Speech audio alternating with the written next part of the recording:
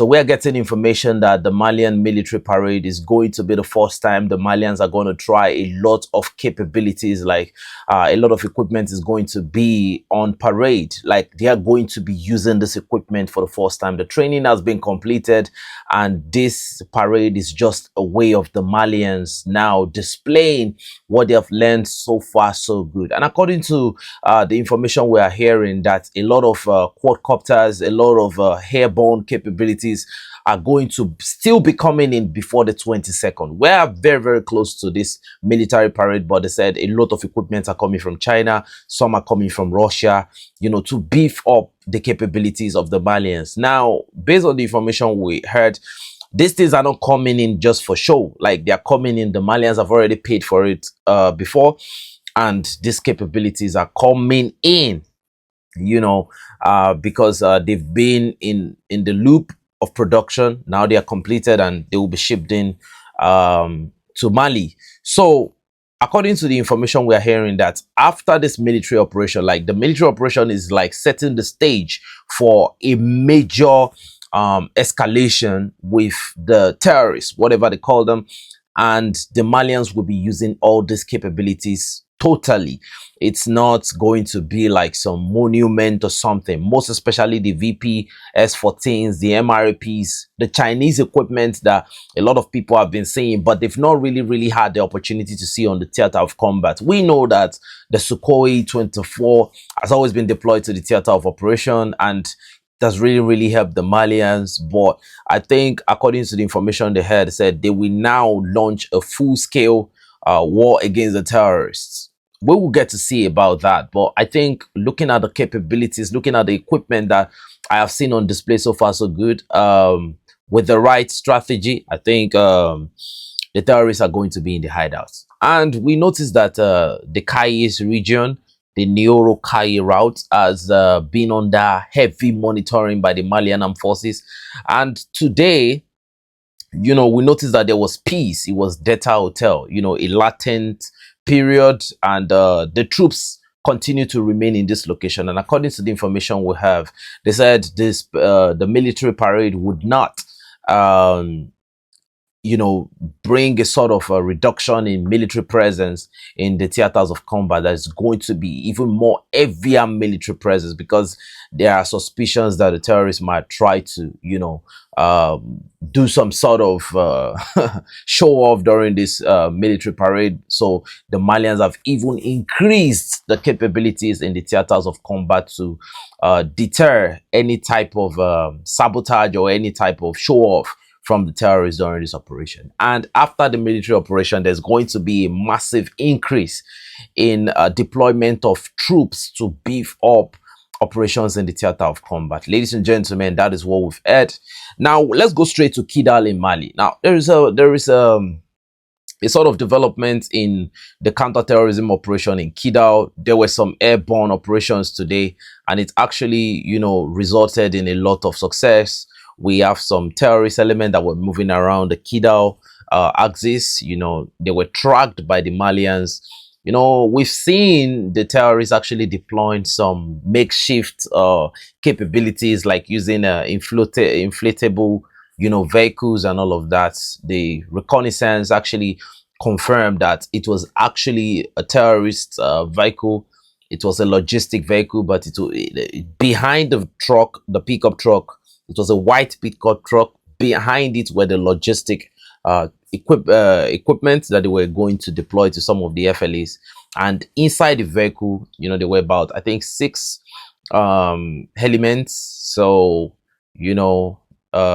transfer of intel. Actually, they targeted the vehicle, and it was all she wrote. And after this operation, the Malians launched a sort of joint airstrikes again. And in this total operation, we are getting information that about 56 terrorists were actually deleted in this operation. Now, I was asked on another platform by some of our followers on that platform that why is it that even with the constant deleting of these elements, that they continue to increase in number? That what is going on? Does it mean that they have some sleeper elements that, they just come in to replace the ones that are going off. Yes, actually, that is a truth. On the side, there are sleepers that are actually, that is why this is going to be a long operation. This is going to be like, the Malians are coming out on top, but it's not something that will definitely clear out once.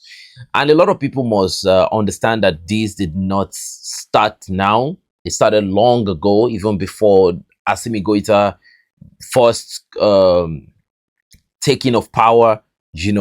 It started a long time ago. And most of these things are political, just that you have more sleeper cells because the politicians pay these people off. Some of those people are even, the boys that the politicians use during their time. So because they were actually seeing a lot of money. Let's get the fact now, because they were actually seeing a lot of money. And according to the information we have, the Bacane forces, these are the French forces, the United Nations forces, most especially the French forces, from the information we have, they have a way of, having a sort of collaboration in terms of business with these elements. And, they just calm them down and stuff like that. So immediately Assimi Goïta took this power, a lot of funds were redirected into the proper finance system of, like, let the people actually enjoy the wealth that they deserve.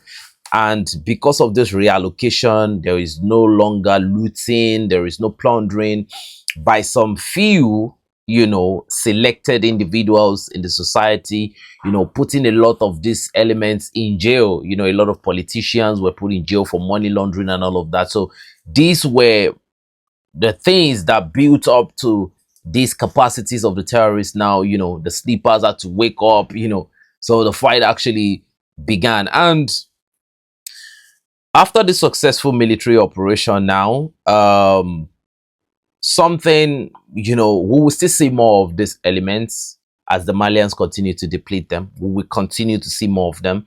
This is because, we've seen situations where the terrorists actually, their families, and some of we've seen terrorists that like Al Bakura.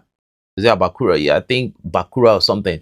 He had his entire family, from father to cousin to, they are all in the game. So at the end of the day, you can't get rid of him without having to clean up the entire, lineage. So and there's another guy too, I've forgotten his code name. So it's a deep thing. Like if you see in Gao, in Kidao, you can see a lot of you can see this relationship between the terrorists and, the JNIM elements. Look at them in the picture. You can see that it's a deep something. So to actually end this problem, a lot of radicalized elements has to go. You get what I'm saying? So they have to go. And most especially, I think the borders has to be worked on. I know Mali has a very, very large territorial square area. It's a very, very big country. And covering the borders will be to an extent difficult. But I feel like it's achievable. Just that from the Algerian side, I don't know, from the Mauritanian border, I think they have to beef up, strategically, they have to beef up some borders, right? They don't have to cover everywhere. The Burkinabe aspect does not have to be covered. The Burkinabe soldiers will take care of that. I think the Nigerian borders can be taken care of, but I feel like by the Nigerian forces, but I feel the neighboring countries, like I'm sorry to say, I don't want to mention them, but just some neighboring countries, they have to be monitored, extremely monitored, because under the guise of religious brotherhood, a lot of these elements get shipped in from other countries into the Sahel, majorly for two reasons. Number one, the CFA franc is a bigger currency than some other currencies, not as big as the Ghanaian currency, but the CFA franc is bigger than the Nigerian naira. So the CFA franc is like twice or almost going to three times the Nigerian naira value now. So it's like an opportunity for most of the radical northern elements to actually migrate and because of the porosity in border, the territory is big, they can cross through anywhere. And if you look at the dressing of most of these people, you can see their head is covered, and they can easily have access to this region and stuff like that. So, and even if you look at the terrorists, the bandits in Katsina State, like they call them, but me, I think they're all the same.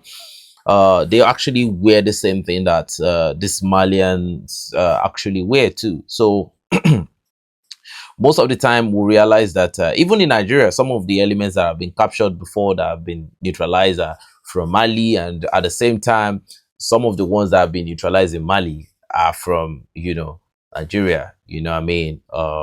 Like the legendary Abu Fatima that was deleted by the military.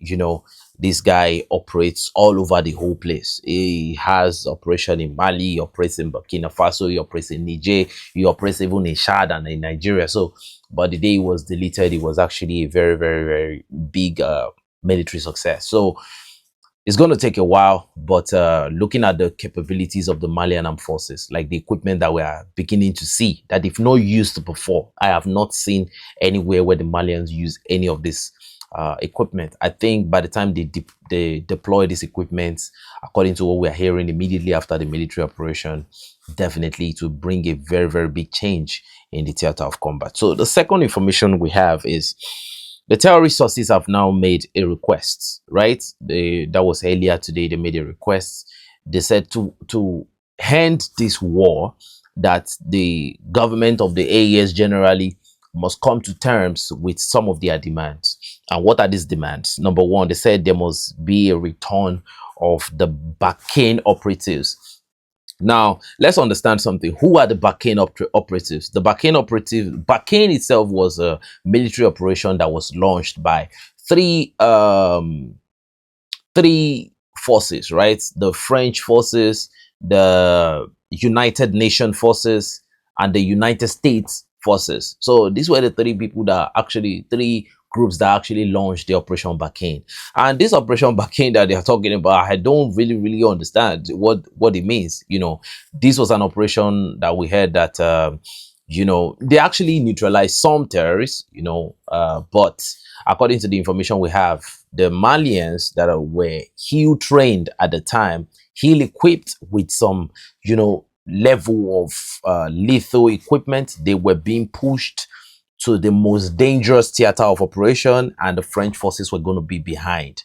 So when it comes to the time of like speaking or representing how the operation went and all of that, you're going to see the French forces in front and the Malians were going to be behind. So that was what the Barkhane operation was about. But what the civilians and what the public was going to be hearing about is that, the Operation Barkhane was all about the French and the Western special forces. But ladies and gentlemen, it was all fake. So the terrorists are saying there must be a return of the Barkhane operatives, and the AES have actually kicked out these people. So they said for there to be peace, that's their number one request. The second request they made, they said there must be a reconciliation with ECOWAS. Sort of, they just made some very nonsense talk like that. The next thing they talked about, they said the renegotiation of broken mining rights that were taken from their former those companies, those external companies that were mining in the Sahel. Now, I gotta say this, right? Even in Nigeria, if you look at the situation of the companies that mine, I think they only pay specific people. One of the things that people must understand is that, corrupt governments are being paid by these big Western companies, to continue their, operation, even if it doesn't really, it's not really helping the lives of the civilians. Like if you look at the operations of Orano in Niger, the people of Niger were actually dying from contamination from the radioactive emissions from the uranium mining sites. But Orano never did anything to sort of protect the civilians that were living in that region. They were only interested in mining the uranium. Niger, Mali, and Burkina Faso have joined forces to form the Alliance of Sahel States, a new geopolitical bloc whose goals include cutting ties with the West. France's President Macron, shown here symbolically as a corpse covered in a shroud. The three countries' military leaders are working together. They've already introduced a joint passport and have unveiled plans for a new currency and a joint military force. The military and political support of the Kremlin has boosted the state's self-confidence. French street names are being replaced with the names of African independence fighters and national heroes. I do believe that at some point, if France and Europe show the willingness, we will return to relations that I hope will be more balanced, more stable, and more durable. France has also had to leave its military bases in other countries, like. And when I actually got that information, I was actually devastated.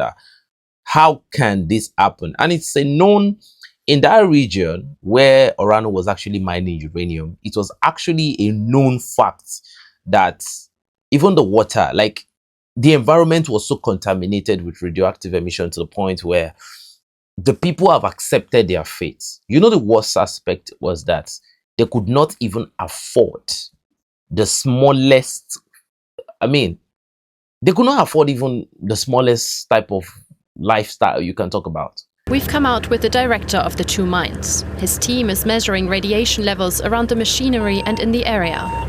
Look at the grey area there. That's where the residue is laid bare, completely uncovered. This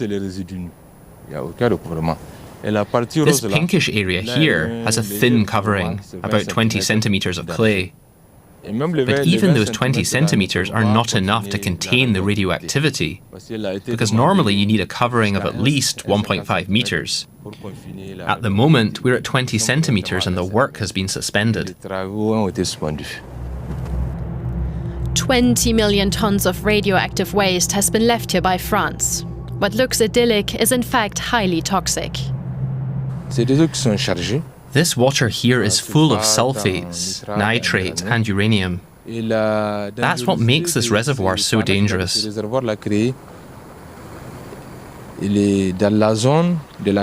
it's close to the aquifer that is used by the people of Arlit. According to studies we've seen, the water has started seeping towards the groundwater.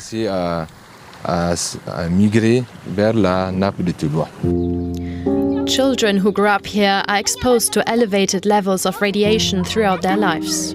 The wind carries the radioactive sand into the city, just 7 kilometers away.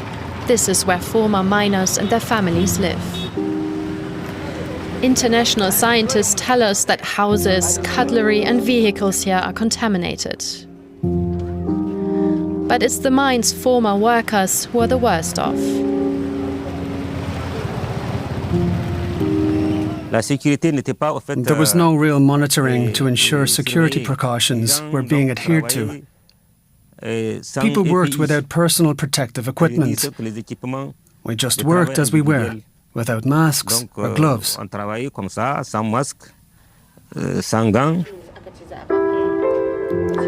A number of widows tell us that their husbands fell ill and died after years of working at the mines. The doctor didn't tell us that it was caused by the radiation, but he had cancer of the blood. I didn't receive any support from the beginning of his illness until his death. And I don't receive anything now either.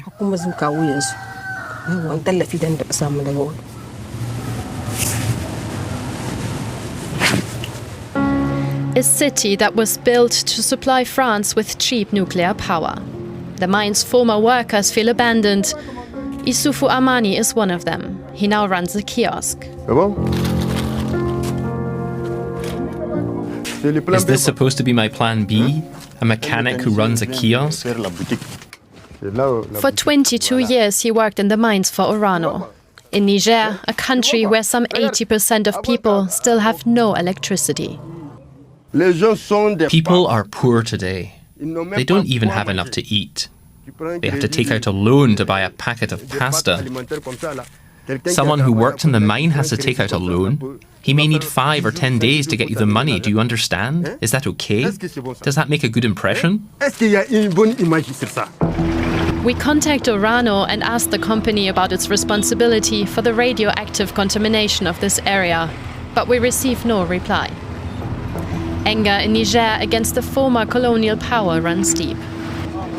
So it was that diabolical that even the people in that region, when the government actually declared that France should leave, they were some of the most excited. But the plagues that the detriment of the activities of this diabolic company, the detriment on the life of those people, I think it will live for a very long time. And I mean, so let me end this so that I can tell you what I think, right? So they said there must be return of political parties. They said there must be return of Western-style democracy, selling of military armaments. They said most of the military armaments that they must sell it, and there must be return of NGOs and the media. That there is censoring of free speech and stuff like that. They said there is they must shelve any plan to withdraw from using the CFA franc. Now, what I think about this whole demand, right? I think this does not look like the ideology. This is not the intelligence. This is not the thinking of a terrorist. No, most especially in the Sahel. The education, this is like their sponsors, So for the people that don't still understand who is fighting, I think we should not be using terrorism. I think there should be a new language that people should use for this. This is actually a war being waged, right? And soldiers are being recruited. If you look at the colonial period too, blacks were not being sold based on the fact that they were being overpowered or something. They were being sold based on the connivance, the shared connivance between the colonialists and some other black entities. And, there is always people on the ground that will always sabotage. Look, there has never been a time in history where the black community was sabotaged directly by another community. No, it is always people within, and some of them that are within the influential space, that will sell out majority. So in my own opinion, I feel like some politicians within these states still needs to be properly monitored. We are getting information that even some of these political actors are still actively sponsoring this, even though some of the NGOs have been pushed out that were directly involved, like the Red Cross, that were directly involved in paying the terrorists. Some of these politicians still have a way of helping them launder money into, so there must be a constant, to me, reevaluation of the accounts of some of these bigwigs, where their funds, where is it going to, and stuff like that. So in my own opinion, I feel like Africans should come to a realization that it is the people that they kicked out that are trying to get back. And this is 21st century. It will actually be a very, it will be unimaginable for anybody to just come from God knows where and say they want to come and recolonize. It's not possible. So this is their way now of trying to get back. If you look at the equipment, it is not new knowledge that some of the money, the donations that happen, that the EU and whatever, the donations that they give to Ukraine, there has been evidences that those equipment that are being shipped there, they get reshipped back into Africa, most especially the Sahel. And I think, the tanks, they can't just ship these things in. That is the impossibility. But when it comes to the caliber of guns that these elements are using, the bullets, everything, they get it directly from this whole thing, it gets it redirected into the country. Now, we have to say something. We have to also think, where are they getting these bullets from? That is a very, very, I don't think there is a black market inside the Sahel where bullets are being manufactured at that capacity. So it also picks on the foreign military bases. Like, I'm talking about the neighboring countries. Definitely there is a big connivance somewhere, and it has to do with the neighbors, right? Because you have to think about the bullets. Where are they getting the bullets from? Let's forget about maybe the battles. Let's forget all these things. Where are they getting their bullets from? You understand? I think some military bases that belong to neighbors, they were the ones that trained some of this, and the bullets are coming from somewhere. So that's why I think the security of the borders is very, very important. I don't know how they are going to do it, but you see that Nigeria, Niger, Burkina, that axis, they must really, really beef up the security around there. I'm sorry to say this, but the people around that place, they would do anything for money. They would do anything for money regardless. I'm sorry to say that, but that's just the truth. These people will do anything for money. So and you have to think again, the terrorists are not kidnapping. They are not kidnapping and demanding for ransom. The terrorists are not they've not gone to the level that they have actually gone to in Nigeria. And the fact is simple. It is because there is a source of fund that is so huge. And if you look at the operations of the terrorists, it's so controlled. In Nigeria, they kidnap citizens, they kill citizens, even after collecting ransom. They do a lot of atrocity. But if you look at their operation in the Sahel, it's like a big boy operation, right? It means that there is still a source of funding and all of that. So, and if you notice what is still going on in France to this day, I mean, there is still a very, very huge protest going on in France. In fact, the protest has gone to a level where the French forces are now beginning to attack the citizens. So it is that bad. It is that bad. And if you look at the psychology, the psychology of those people, in their own opinion, they believe that if they are suffering, the only way you show your solidarity is to suffer along with them. So that is why they are trying to sabotage the economy of the states. So, but again, the decisions have been made. It is not the decision of the government. So this whole talk of Russian propaganda and Africans are being brainwashed. No, nobody brainwashed me to like Russia. I just love Russia. I love Russia for so many reasons, right? And we would all sit down and look at things like from the movies. If you look at Rocky, if you watch all these foreign Hollywood movies, I think all these movie industries is a way of like colonizing people mentally. And I don't know if a lot of people get it. You think you are watching war movie, you think you are watching all this movie, but you go and look at the enemies in those movies. If it's not Russia, it's something somewhere in the Middle East. If it's not somewhere in the Middle East, if it's not Afghanistan, if it's not other spaces, it is either the Chinese or So I think we just need to get out of that should I say encirclement or something. I know it has happened for so many years, but we need to really, really leave this space because we are beginning to know who the true enemy of our generation is, and we live in a time where education, we self-educated ourselves. Yeah, I don't think anybody ever told us this truth. Like me, nobody ever told me that, look, this is it's just something we figured out sitting down and looking at things like practically how it was manifesting. We just felt like, okay, no, you can't tell us that this is this when you are actually doing this. And this is the modern time where people are seeing what America is doing all over the globe. Only somebody that is not really, really advanced would actually tell me at this point that Israel is America. America is Israel. I don't know. I know a lot of Americans are on this platform, but if you look at the way things go, right? Israel is America and America is Israel. If you understand, you understand.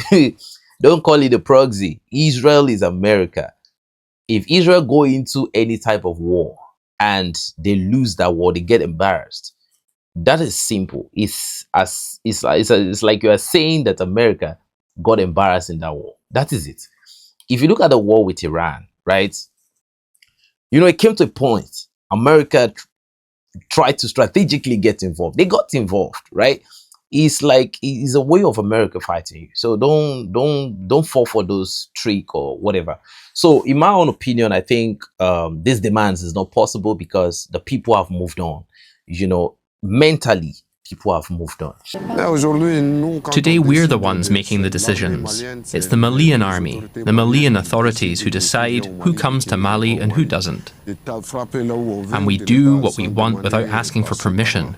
Today we're free to buy the weapons we need to secure our country. And one thing that this sponsors does not understand is that it comes to a time people become hardened to, you know, when you bring a strategy, it has initial impact, but over time people adapt to the situation. And when people adapt to the situation, it's actually very, very bad for the funders, most especially when I think more now the Malian people, the Burkinabe people, the Nigerian people are beginning to see that this is not just some set of individuals within the states waging a war against them, waging a war against their economy, waging a war against their future, right? They're beginning to see that, okay, this thing is sponsored. And it is the level of poverty that is actually aiding the recruitment of these elements. And, you know, it also goes down to politics, democracy. If you look at it, there is a strategic way now of which poverty has been somehow magnified. If you look at some of the bills that have been implemented, that is about to be implemented in Nigeria, is only going to increase poverty, and poverty is directly proportional to terrorism because, you know, they just want to destroy the continent. But, you know, it's more reason why a lot of people need to wake up to this new reality. Is it that you wake up to this new reality or you'll be lost, you know, because in my own opinion, all of us cannot run away. All of us cannot run. We cannot run. The plan is to, man, that's a story for another day, ladies and gentlemen. What do you think, ladies and gentlemen? Give us your opinion.